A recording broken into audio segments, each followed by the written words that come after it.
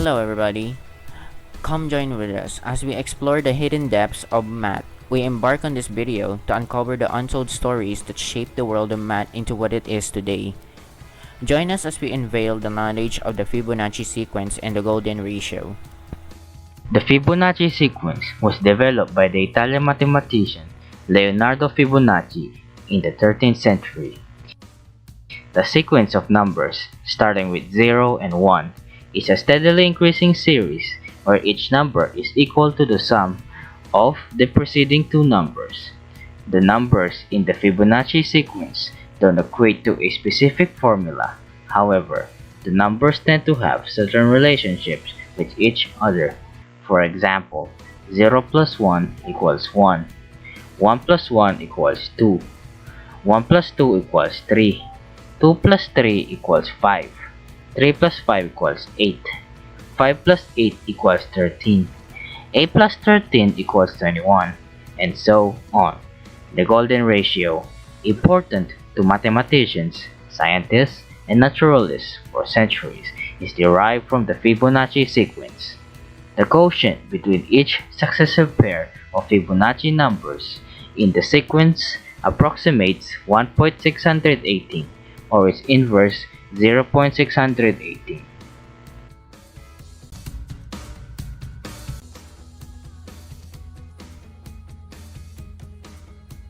The golden ratio in the structure of our body, in most cases, this is going to be a comparison result in a ratio of 1 to 1.618. This appears naturally all over your body.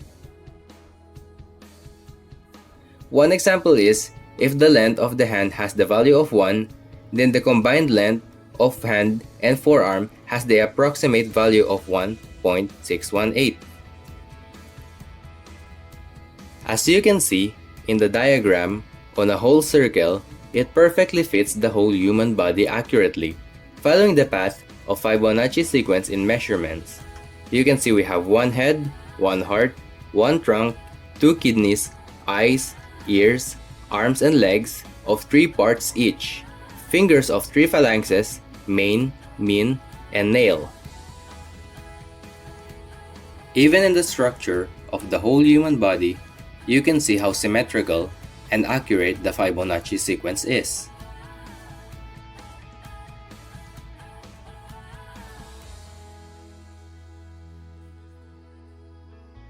We can also identify and see the sequence on spiral galaxies. It's obvious to see the sequence in this diagram due to how visible it is. An example of spiral galaxies is our Milky Way galaxy. Fibonacci numbers can be illustrated as a spiral with squares representing the widths of the numbers in the sequence. The squares fit nicely together, forming the spiral. In this example, 5 plus 8 equals 13. Then 8 plus 13 add up to 21, and so on. Spirals are patterns that occur naturally in nature, more likely to plants like this one.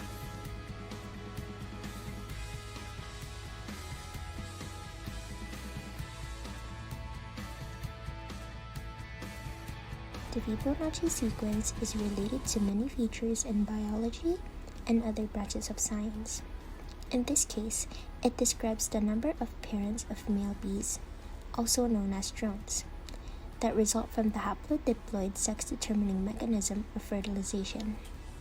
If you look at the ancestry of a male bee, you will see that it only has one parent, a mother and no father. The female worker bees have 2 parents, a drone and a queen. The Fibonacci sequence is a great representation of this reproductive pattern. The number of bees in each generation going backwards is therefore called the Fibonacci sequence. You can see from the table above that if you start by imagining one male or female worker bee, you can calculate how many parents, how many grandparents, and how many great-grandparents he or she would have, etc. You will see that the number of bees of each generation follow a Fibonacci series exactly for both males and females.